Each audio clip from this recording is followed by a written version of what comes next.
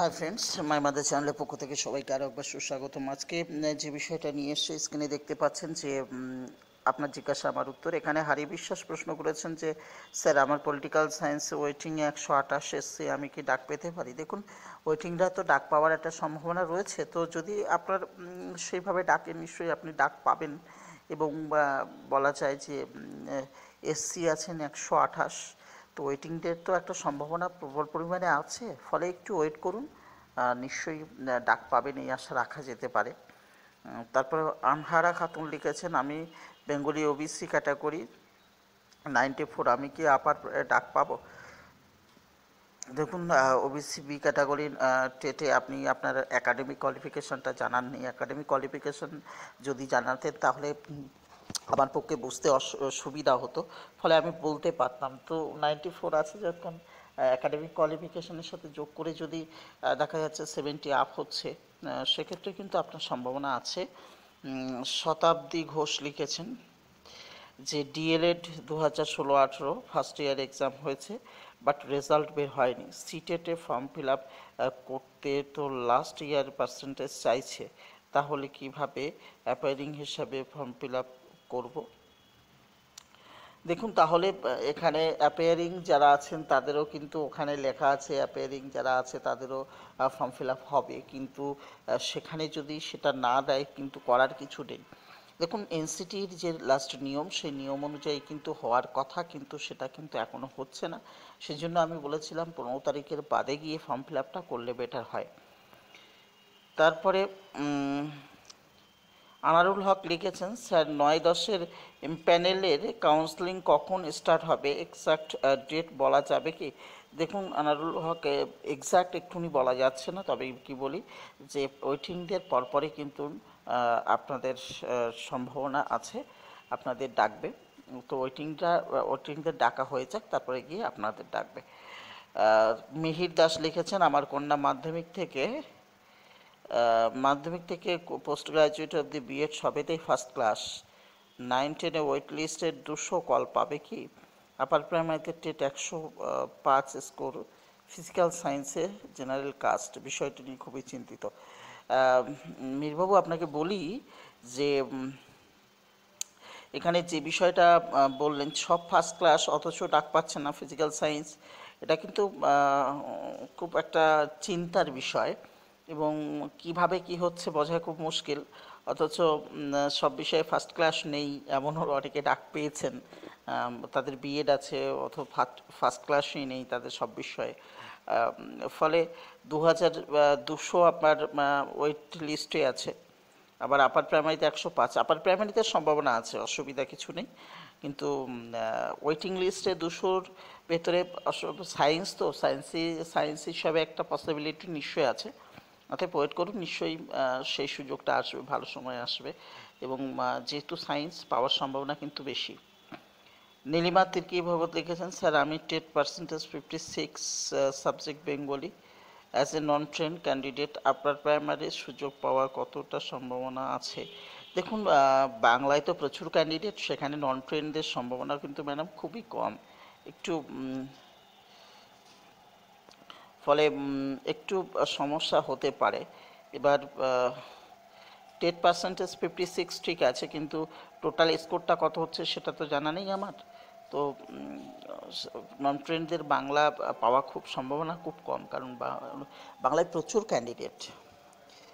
আনহারা খাতুন লিখেছেন, আমি এমপি মাধ্যমিকে 73.25, টেটে 60, এইচএসে বিএ পাশে 59, এবং হ্যাঁ, তাহলে আপনি মনে হয় এখন বললেন, আগে যেটা আপনাকে একটু বলি আনারা খাতুন, আপনি আগে দুবার প্রশ্ন করেছেন আপনার দেখলাম। তো আপনার যে পার্সেন্টেজ আছে, আশা করি আপার প্রাইমারিতে আপনি ডাক পাবেন, কিন্তু আপনার পার্সেন্টেজ কিন্তু খুব সুন্দর, 73.25, 73.64, 59.39, ফলে অসুবিধা নেই, সম্ভাবনা কিন্তু আপনার আছে। সুমিত চৌধুরী লিখেছেন, স্যার আমার স্কোর 73 হিস্ট্রি, আমি কি আপার প্রাইমারি সেকেন্ড পেজে ডাক পেতে পারি? 73 আছে যখন, একটু ওয়েট করুন, যদি এসসি ক্যান্ডিডেট হওয়ার সম্ভাবনা কিন্তু আছে আপনার। তো তারপরে নিশ্চয়ই এসসি ক্যান্ডিডেট নন আপনি, তো দেখা যাক এখন, বিশেষ করে যদি কাট অফ নামে নিশ্চয়ই আপনি ডাক পাবেন। রহিমা খাতুন লিখেছেন, স্যার 2009-এর সাউথ প্রাইমারি প্যানেল, দেখুন এই প্যানেলটা নিয়ে এখনও এটা বাতিল হয়নি, এখনও এটা নিয়ে কেস চলছে এবং এটা কিন্তু এখনও কোনো ফয়সালা হয়নি। কৃষ্ণা মণ্ডল লিখেছেন, স্যার বীণা ম্যাডামের ফোন নাম্বারটা একবার দেবেন প্লিজ। কৃষ্ণা ম্যাডাম, আমি বলি যে আমাদের এই ভিডিও, আমাদের এর ভেতরে অনেক ভিডিও আছে, সেখানে ওভার অ্যান্ড রিজেক্টেড বলে একটা থাম্বনেল আছে, দেখবেন ওর ভেতরে কিন্তু বীণা ম্যাডামের নাম্বার আছে। আর বীণা ম্যাডামের নাম্বার এই মুহূর্তে দেওয়া খুব মুশকিল, আমার তো মনে নেই। আপনি এক কাজ করতে পারেন, আমার ফোন নাম্বারে আমাকে ফোন করতে পারেন, ফলে আমি আপনাকে দিতে পারি আমার ফোন নাম্বার। আশা করি আপনি জানেন। কৃষ্ণা, আপনার সাথে হয়তো আমার এক সময় ফোনে কথা হয়েছিল, আপনার মনে পড়ে থাকবে হয়তো। যাই হোক, পরে গোবিন্দ সূত্রধর লিখেছেন, দাদা প্লিজ জানাবেন নর্দার্ন এর কাউন্সিলিং কবে, ওয়েটিংদের গ্রুপ সি। এইটাই এক্ষুনি আমি বলতে পারছি না, এটার জন্য আমাকে জানতে হবে, জেনে তারপরে আমাকে বলতে হবে। সরি, কিছু মনে করবেন না। সৌভিক নাগ লিখেছেন যে স্যার আমাদের নেটের যে আগে ইলেকট্রিক পার্টটা ছিল সেটা এখন বাদ না, ওটা তো না পড়লেও হবে, কারণ সিলেবাসে ওটাও আছে, তাহলে ওটা ডাউনলোড করব না। স্যার প্লিজ জানাবেন। দেখুন, আপনি ডাউনলোড করুন, কিন্তু ওটা বাদ দিয়ে পড়া যেতেই পারে। স্যার আপনার কন্ট্যাক্ট নাম্বারটা পাওয়া যাবে? আমার কন্ট্যাক্ট নাম্বার কিন্তু আমার অনেক ভিডিওতে আছে, একটু ফলো করুন, দেখলে পাওয়া যাবে। দাদা কীভাবে ডকুমেন্টগুলো সাজানো হয়, ভিডিও বানাবেন প্লিজ। ডকুমেন্টগুলো সাজানোর ভিডিও হয়তো আপনাকে মনে হয় আমি দিয়ে দিয়েছি, আপনি আমাকে মনে হয় করেছিলেন, কি বলা যায় যে কল করেছে, হোয়াটসঅ্যাপ করেছিলেন। হাবিবুর রহমান লিখেছেন, থ্যাংক ইউ দাদা। হাবিবুর রহমান, আপনাকেও থ্যাংক ইউ। মোহাম্মদ সাবির হোসেন মোল্লা লিখেছেন, স্যার প্লিজ মোবাইল নাম্বারটা বলবেন, থ্যাংকস লট স্যার। মোবাইল নাম্বারটা কিন্তু আমি বলেছি, বুঝতে পেরেছেন, আমার মোবাইল নাম্বার আছে, একটু দেখুন। স্কুল ইন্সপেক্টর বিষয়ে মেরিতোনেশা দেখছি, মেরিতোনেশা নেগেটিভ মার্কস কি থাকবে? অবশ্যই নেগেটিভ মার্কস থাকবে। সুকান্ত গুপ্ত লিখেছেন, নেটসেট বিষয়ে, NET SET general paper previous year question PDF দিলে খুব ভালো হতো। প্রিভিয়াস ইয়ার কোশ্চেন কীভাবে আপলোড করবেন সে সম্পর্কে কিন্তু সুকান্তবাবু আমি ভিডিও দিয়ে দিয়েছি, অতএব সেটা একটু দেখে নেবেন। সুরজিৎ কুমার দে লিখেছেন, ধন্যবাদ উত্তর দেওয়ার জন্য, আপনি যেভাবে আপডেট দিয়ে যান, আপনার চ্যানেল অনেক হেল্প করে আপডেট থাকতে।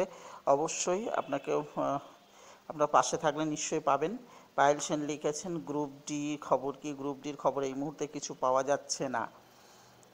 সৌমেন ভট্টাচার্য লিখেছেন, স্যার আমি সৌমেন ভট্টাচার্য, আপডেটে পিওর সায়েন্সে 124 পেয়েছি, একাডেমিক টেট মিলিয়ে 69 পেয়েছি, BEd third semester running. Sir আমি কি নন বিএড হিসাবে সেকেন্ড ফেজে কল পাবো?